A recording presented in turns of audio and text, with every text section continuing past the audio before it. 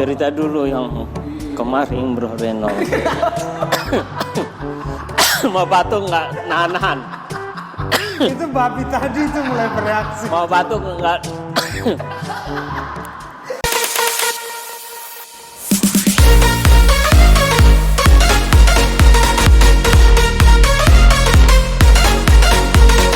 Alright guys, welcome back to chapter Chaniago. Seperti biasa, jadikanlah segala bangsa muridku. Pada mulanya adalah firman bersama-sama dengan Allah. Firman itu ialah Allah. Tiada satu orang pun di kolong langit ini yang selamat tanpa melalui Yesus ya guys ya. Marilah kita sama-sama kita sebutkan passwordnya.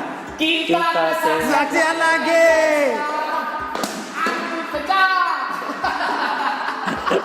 harus pecah benaran loh. Minum gua bro, gua tersinggung nanti. Oke adik-adik, cewek-cewek yang ada di luar sana, jangan lupa subscribe supaya jadi berkat bagi semua orang. Karena ini adalah channel pendidikan guys ya, yang dimana dulu kita ketololan kita, kebegoan kita diubahkan Tuhan jadi lebih baik, dari dulu gelap jadi terang. Setelah mendengarkan kesaksian itu, sepertinya aliran darah itu berjalan mengalir cepat gitu, adrenalin gue tuh kayak yang melonjak kegirangan kalau nyampein kebaikan Tuhan tuh guys. Gue lucu ya guys ya. Ini tiba-tiba ya, jadi nggak ada topik, langsung aja. Langsung kan.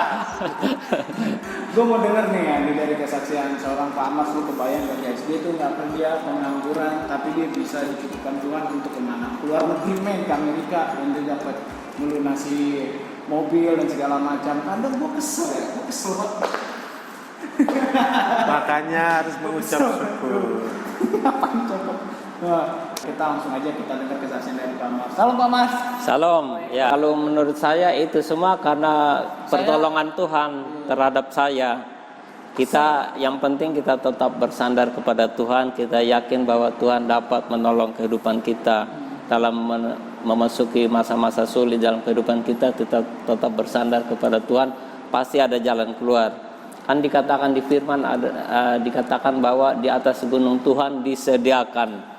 Jadi orang-orang yang bersandar kepada Tuhan, pasti Tuhan akan menyediakan keperluan-keperluan yang dibutuhkan. Tapi benar lagi waktu itu lagi kerek, nggak ada kerjaan. Memang waktu itu saya sempat tidak punya pekerjaan, tetapi kan ada bantuan dari ya saudara-saudara karena mengetahui bahwa saya tidak bekerja, tetapi Tuhan juga memberikan kepada kita akal sehat dan daya upaya yang kita harus gunakan. Bagaimana caranya?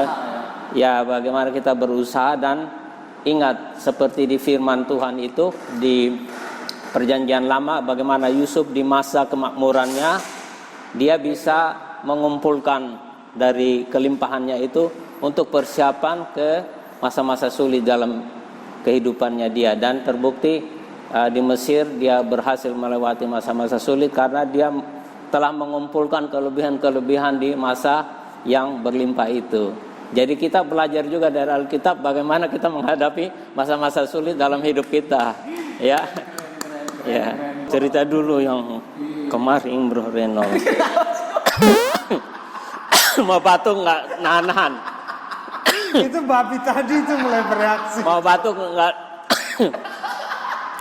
Mungkin pengaruh AC kali ya, pengaruh AC nih. Pengaruh AC kali. Itu keselak sambal babi tadi itu. Kebanyakan ini. Jadi lata. Kebanyakan sate babi tadi. Ya, sate babi harum soalnya, harum. Makanya recommended gue makan babi, sambalnya jangan banyak-banyak. Oke, kita lanjut guys. Jadi gue heran ya sama Tuhan tuh, kalau kita benar-benar minta tolong sama dia dikasih. Gue kalau minta kenapa susah ya? Kadang gue kalau minta gitu, gue kadang geram, kadang gue kesel banget pengen gue kagak pernah diturutin. Tapi ketika kita kemarin mulai kagak minta, malah dikasih. Ini banting lagi bro. Gue bener cok, gue mau banting bener nih. Ntar gue haus, gue minum dulu. Ntar gue batuk-batuk kayak Pak Mars. Iya. Ya. Itu ada gak sih firman Tuhan yang bisa menguatkan kita? Ya, gue terinspirasi dengan waktunya Tuhan sih, kronosnya Tuhan dalam bahasa Yunaninya ya. Kronos itu Artinya kadang-kadang memang kita sebagai manusia ini kan semua orang lah, tidak usah orang Kristen, tidak usah orang nggak percaya, orang fasik sekalipun, pasti mau segala sesuatu cepat instan di depan mata. Maunya cepat instan. Tetapi kan kita bisa tahu dari dunia ini bahwa segala sesuatu yang instan itu kan enak di depan, gak enak di belakang hari. Jadi memang Tuhan sendiri yang tahu waktu yang tepat kapan untuk memberikan pada anak-anaknya. Kita gak usah sok tahu. Makanya ada pendeta yang bilang Tuhan itu maha tahu, kita manusia itu sok tahu. Bener, gue alamin seperti itu. Jadi memang bukan karena melalui doa saya saja, tetapi memang itu sudah masuk di dalam agendanya Tuhan. Saya dikirim, atau mungkin bukan cuma saya, ada orang-orang lain yang dikirim untuk mendoakan David pada waktu itu. Dan puji Tuhan di dalam waktu yang dekat, tidak selalu harus dekat ya, tetapi terpenuhi apa yang dia butuhkan. Dan ternyata kan itu bukan untuk keinginan dia kan, itu kan lebih kepada seperti gambar sekarang, lihat keren dah. Nah, lebih jernih, kinclong, love. Jadi itu rencana Tuhan, waktunya Tuhan. Tapi bro, pernah gak sih merasa sebel banget gitu? Gua doa, gua nggak dijawab. Nah, itu pernah gak ngerasain kayak gitu? Kesaksian itu bang bro, pada saat itu. Oh, banyak banget di mana gue kayak seakan-akan tidak percaya kepada Tuhan. Sama seperti di Injil, banyak ayat favorit gue itu waktu Yesus mengatakan pada murid-muridnya, kau dan iman kecilmu. Saya sering tersindir dengan ayat itu. Iman kecil. Ya imanku segini benar-benar. Tetapi ya banyak lah. Kadang-kadang kita sebagai daging ya, kayak kemarin ada kejadian di mana saya mau bayar sesuatu yang urgent banget, tetapi saldo di saldo di tabungan gue kurang. Gue juga kadang ngalir dari si kuping.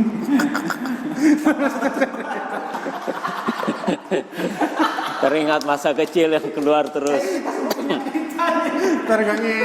Ngekong. Jadi ya itu kayak kemarin, ini kejadian 2 hari yang lalu, dimana gue waktu itu posisi mau bayar, istri berdoa bingung, ini gimana kita? Oh, pembiayaan rumah sakit ceritanya guys. Ya, terus tiba-tiba ada lah ya. Ada yang tidak kita sangka-sangka di saat saya lagi ngantri, di dalam hati saya berdoa, aduh Tuhan ini gak cukup Tuhan, ini gak cukup Tuhan. Tetapi waktu tiba-tiba istri saya telepon, Pak, ditransfer sama ini, hah?